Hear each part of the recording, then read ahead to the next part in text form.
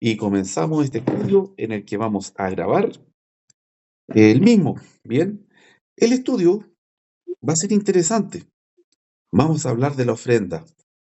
Vamos a hablar de la primera parte que apunta al principio de la misma. ¿Ya? Vamos a separar la ofrenda en dos estudios. El primero lo vamos a ver hoy y tiene relación con lo que es el principio. Bien. Y el segundo, que vamos a ver la próxima semana, va a tener relación con el propósito. Bien. Hoy nos vamos a enfocar en lo que es el principio. ¿Y cómo podemos entender lo que es el principio? Vamos a enfocar el principio como la base, como lo permanente. Palabra clave, permanente. Muy bien, perfecto. Por ejemplo, principio de la ofrenda. Vamos a ir a 1 Corintios, capítulo 16. Un pasaje muy, muy conocido, ¿no es cierto? 1 Corintios, capítulo 16, que vendría siendo el último, ¿verdad? 16. Aquí estoy. Muy bien. Hoy salió pegada esta hoja, la Biblia nueva. No la puedo abrir. Ahí está. Ahí está. Muy bien. Vamos a ver los primeros 4 versículos del capítulo 16 de 1 Corintios. Y vamos a identificar entre todos los principios. Muy bien.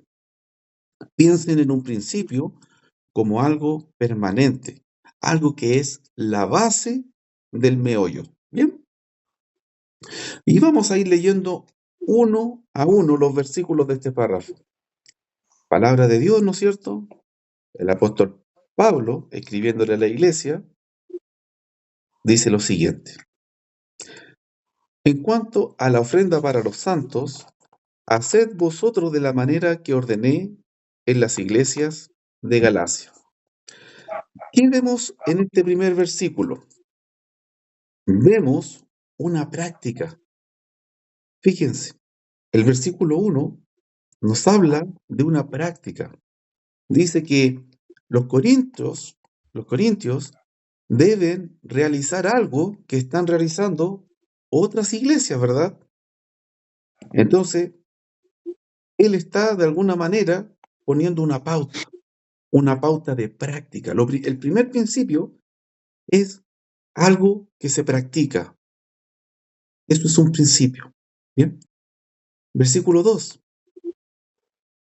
Hermano, Cada primer día de la semana, cada uno de vosotros ponga aparte algo según haya prosperado, guardándolo, para que cuando yo llegue no se recojan entonces ofrendas.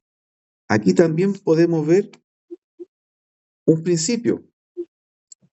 La ofrenda se realiza, se desarrolla esta actividad, esta práctica, el primer día de la semana, que entendemos que es el domingo, ¿no es cierto? Práctica. Segundo versículo nos da un orden de que esto no se hace todos los días. Bien, se hace el primer día de la semana. ¿Qué más? Se hace de acuerdo a la prosperidad. Estamos hablando de apartar algo económico, entonces estamos hablando de la prosperidad económica. Entonces es proporcional a la prosperidad económica. Se aparta para ese día.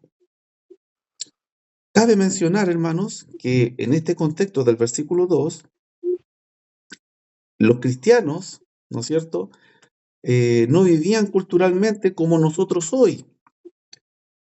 Era normal el jornal. De ahí viene la palabra jornal, que era la gratificación económica por el día de trabajo. Lo normal en los tiempos de Jesús, en los tiempos apostólicos, era que la persona se le cancelara el día de trabajo. Nosotros hoy, en nuestro sistema cultural actual, nosotros recibimos algunos quincena y fin de mes. Otros prefieren no recibir quincena y reciben todo a fin de mes. Normalmente las personas reciben 2 pagos en el mes y algunos una. Y lo que hacen es administrar eso que reciben. Pero en el tiempo apostólico, en los tiempos de Jesús, de los apóstoles, las personas recibían el pago del día. Y de ahí viene la palabra jornalero, que era el jornal, es decir, el pago por el día de trabajo. Entonces era importante para ellos que día a día, de los 7 días de la semana, por ejemplo, quizás había un día o dos que no trabajaron. Ese día o dos no ganaron dinero. Entonces, los días que sí trabajaron, por ejemplo, 4 o 5 días que trabajaron, ellos tenían que apartar algo, según hubieran prosperado. La regla, ¿no es cierto?, indica que uno trabaja y recibe una remuneración para vivir, entonces debería quedarnos algo. Esa es la idea. Mientras más bendecidos somos, más deberíamos apartar, porque es proporcional a lo que generamos. Y eso que generamos tenemos que entender que es gracias a la bendición del Señor, porque el Señor nos da una oportunidad de trabajo, Él abre la puerta, nos da salud, nos da la capacidad para desarrollar ese trabajo, etcétera. Entonces, al fin de cuentas, ¿no es cierto? Nosotros apartamos también con un corazón agradecido. Vamos al versículo 3 para terminar en el 4 y vamos a pasar a las preguntas. Creo que Henderson tiene una. Tiene que tener relación con el tema, Henderson, ¿ya? Versículo 3. Y cuando haya llegado a quienes hubiera designado por carta, a esto enviaré para que lleven vuestro donativo a Jerusalén. Palabra clave para mí es donativo, donación, ¿ya? Es una palabra muy vigente. Una donación no es un préstamo. Mira, si yo te dono algo, esta es mi donación, no es algo que yo después voy a cobrar. Tampoco espero que eso tenga intereses. No. Cuando yo doy una donación, me olvido de eso. Lo doné. Piense usted, por ejemplo, lo que es donar sangre. A nadie le obligan a donar sangre. Y nadie está pensando en que, oye, me deben la sangre. Por eso es donación, po. Uno no dice, oye, te doné sangre, pero presta nomás, po. No, uno donó y se olvida. De hecho, no sabe ni a quién le va a llegar esa sangre. ¿No es cierto? Entonces, la palabra clave que vamos a rescatar aquí es donativo. Esto que se estaba reuniendo era para donarlo, para entregarlo. Muy bien, la palabra clave que yo rescataría aquí entonces es donativo, como principio. Y versículo 4, y si fuere propio que yo también vaya, irán conmigo. Bueno, aquí básicamente el versículo 4 no aporta mucho al principio. El versículo 4, fíjense que es ejecución, porque ¿qué sentido tendría acumular algo que llamamos ofrenda, pero solamente para acumularlo? O sea, cada vez tenemos más, pero nunca lo ocupamos en nada. No es el principio es que eso se toma y se destina, se ocupa. Muy bien, serían como los 4 principios que yo rescataría en estos versículos. Bueno, el versículo 2 nos da 2 principios, realmente son 5. Práctica es dominical, es según se prospera, es un donativo. Es decir, esto es algo voluntario, esto es algo que nace de la persona y tiene también que terminar en ejecutar, tiene que terminar, ¿no es cierto?, en plasmar eso en algo concreto, algo que se realiza, ¿no es cierto? Hermano Henderson, ¿se aclaró su duda con lo que dije yo o prevalece? Hermano, solamente quiero que me haga como una aclaración sobre dos palabras dentro de lo que, digamos, veo dentro de los versículos. O sea, nos está diciendo de que la ofrenda es usted dijo una palabra clave. ¿Cuál Ujú. es? ¿Me la puede repetir, hermano, por favor? Sí, pues la repetí recién, cuando terminé de hablar. Dije, Es un principio, en el versículo 1 nos tenemos que quedar con una práctica. una práctica. práctica. ¿Por qué? Pero Porque mira, nosotros siempre cuando vamos a hacer algo en la iglesia, la pregunta que tenemos que hacernos, y esto sirve para todo, ahora estamos quizás pensando en la ofrenda, pero podríamos pensar en cualquier actividad o práctica en la iglesia. Y la pregunta que siempre tenemos que hacernos es, ¿hay un antecedente bíblico de que la iglesia practicara esto? Por ejemplo, pensemos en el bautismo. Nosotros enseñamos que necesitamos ser bautizados. Esto tiene un propósito, tiene un principio, etc. Entonces, es válido preguntarnos, ¿en la iglesia hay un antecedente bíblico de que en la iglesia practicaba el bautismo? ¿Sí o no, Henderson? que si la iglesia practicaba el bautismo, Enchúfate, pues sí, pues. es que se corta. Ah, tenéis malo el internet. Ya, entonces, nosotros hacemos la aclaratoria después, Henderson. Ya, si escuchas cortado, después vas a ver el video continuo. ¿Ya? Es solamente para preguntar sobre la palabra orden. Era solamente eso, pero después le hacemos esa aclaración, hermano. Si es Después que le me escuchan mal, entonces la explicación se escucha cortada, no tiene mucho sentido. vale, Ya, hermano, listo. ¿dónde quedamos? En que siempre tenemos que preguntarnos, ¿hay un antecedente de que la iglesia practicara esto en la Biblia? Y nos podemos hacer esa pregunta para todo. Si hay un antecedente bíblico de que la iglesia practicaba algo, nosotros, que somos imitadores de lo que la iglesia hacía en el primer siglo, deberíamos practicarlo. Y si es algo que la iglesia no practicaba, debería hacernos pensar si es correcto o no hacerlo. ¿Bien? Si está bajo un principio, ¿ya? Por ejemplo, cuando una congregación se organiza y les va a dar cafecito o sanguchito a personas indigentes, no vamos a encontrar ese antecedente bíblico de que la iglesia lo practicaba. Pero vamos a encontrar, ¿qué cosa? El principio. ¿Ya? Muy bien.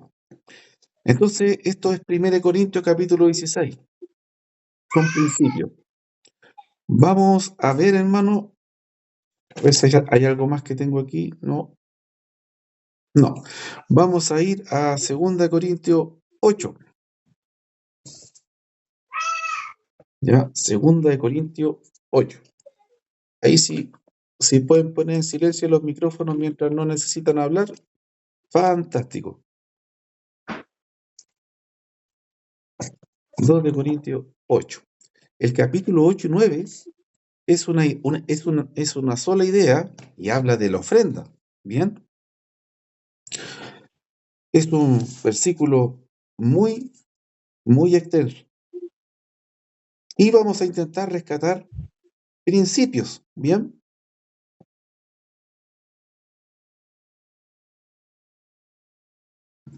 Muy bien. Vamos al capítulo 8. Todos con su Biblia, ¿no es cierto? En el capítulo 8.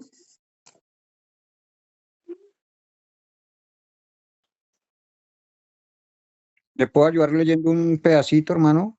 Dígame. ¿Le puedo ayudar leyendo un pedacito del versículo? Lo que ¿O un vamos a, versículo? lo que vamos a hacer, hermanito, es ir buscando principios, ¿ya? Buscando Ya, principios. A ya. mí se me puede pasar alguno, pero por eso usted tiene su Biblia y lo más importante,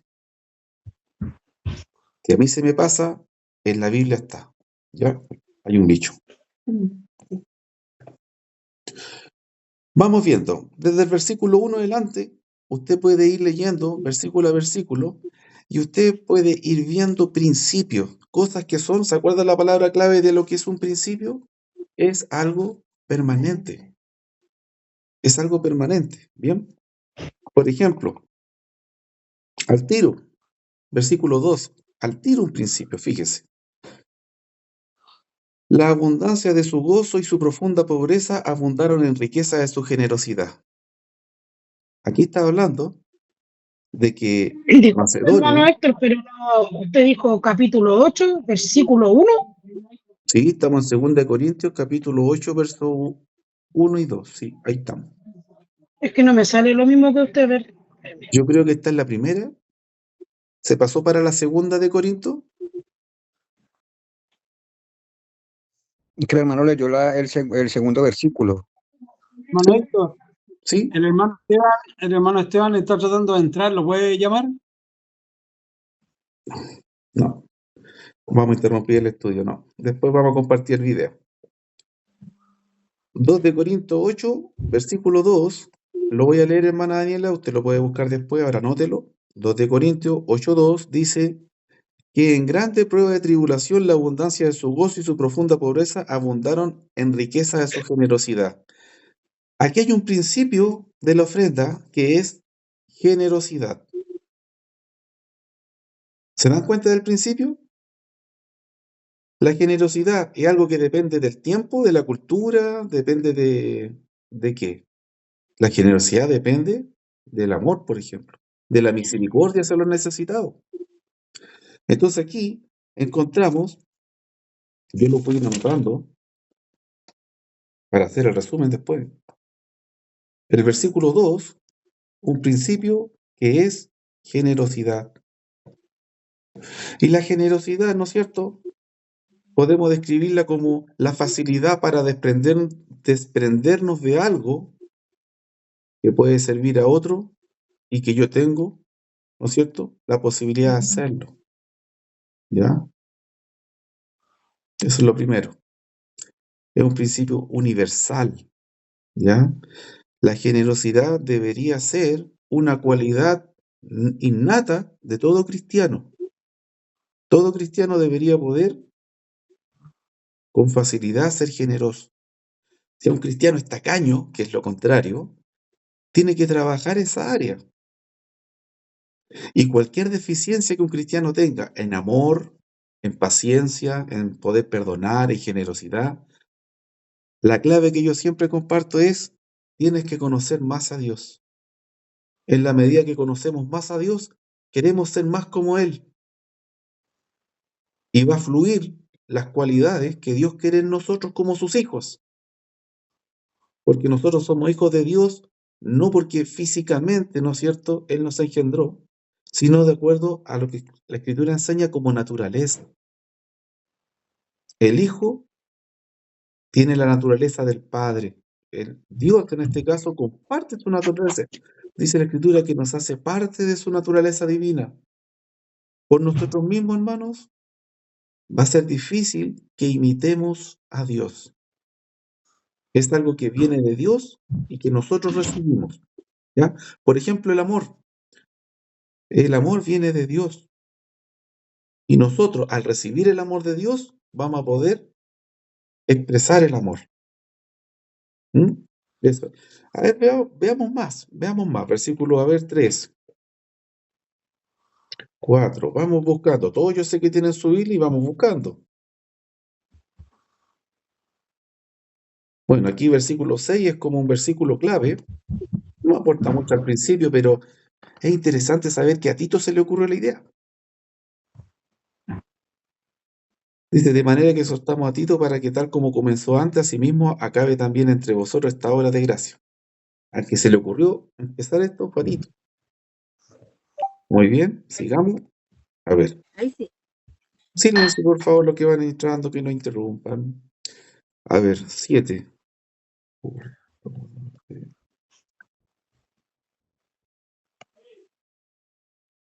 El versículo 7 habla de que esto es por gracia. Es un principio. Gracia, obviamente, viene de gratitud. La gracia es algo gratis. Y toda cosa gratis nosotros deberíamos ser agradecidos. Por cualquier cosa que nosotros recibimos gratis, deberíamos ser agradecidos. ¿Qué otro principio encontramos? A ver, versículo 8.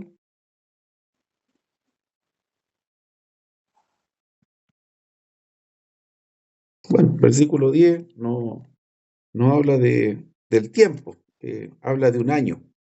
Eso tiene más relación con propósito. Lo vamos a ver si Dios quiere la próxima semana, el versículo 10. Bien. Esto es importante. Mira, el versículo 11 me gusta mucho. El versículo 11 dice, ahora pues, llevad también a cabo el hacerlo, para que como estuvisteis pronto a querer, así también lo estéis en cumplir, conforme a lo que tengáis. Lo mismo que veíamos en la primera carta, capítulo 16, verso 1 al 4, según prosperemos. Hay personas que van a poder dar poquita ofrenda, otros quizás ni siquiera van a poder dar ofrenda, van a necesitar ayuda, van a pedir, no tengo para comer, hermano, ¿cómo va a tener para ofrendar?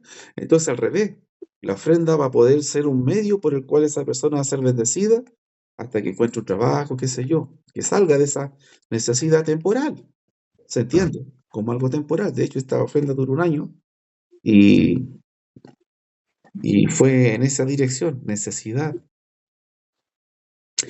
Y en el versículo 11 dice que estés pronto a querer, que estés pronto a cumplir, porque normalmente las personas son muy impulsivas. Ahora viene la Teletón, por ejemplo, y todos quieren dar. Les tocan la fibra, la emoción. Básicamente hay un convencimiento tipo telemarketing. Y yo encuentro que la obra es buena, es una buena obra. Yo también, si puedo, doy. Yo creo que nadie se niega a dar. Pero, ¿cuál es el problema? Que si la campaña de la Teletón la hicieran en octubre y la cuenta la abrieran en noviembre, nadie da. Porque ya pasó el efecto, ya pasó el efecto psicológico, ¿no es cierto? Que lo que mueve a la persona es a tocar esa fibra humana. Juega mucho con la parte emocional y con un buen propósito. Yo insisto, es una buena obra. Pero ¿qué ocurre aquí en el versículo 11? Dice, así como estuviste pronto a querer, también tienen que estarlo para cumplir. Entonces, el principio de cumplir, porque esto no es obligatorio, esto es algo que tiene que nacer del corazón. ¿Bien? A ver, hay una palabra clave aquí.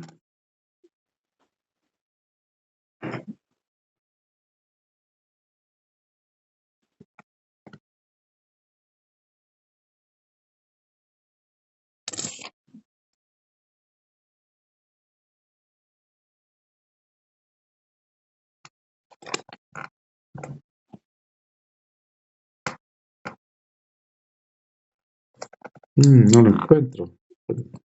Me voy a empezar a rayar esta Biblia nueva.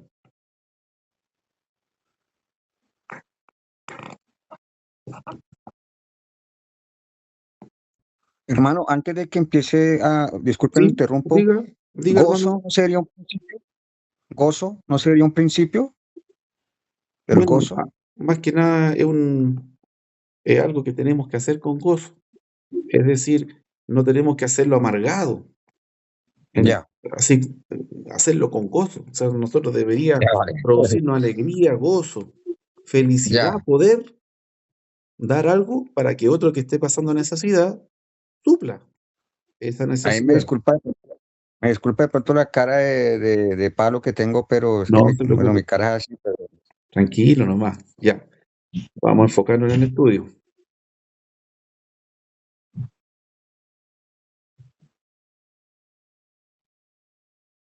Ah, estaba en el 8 y yo estaba leyendo después del 12.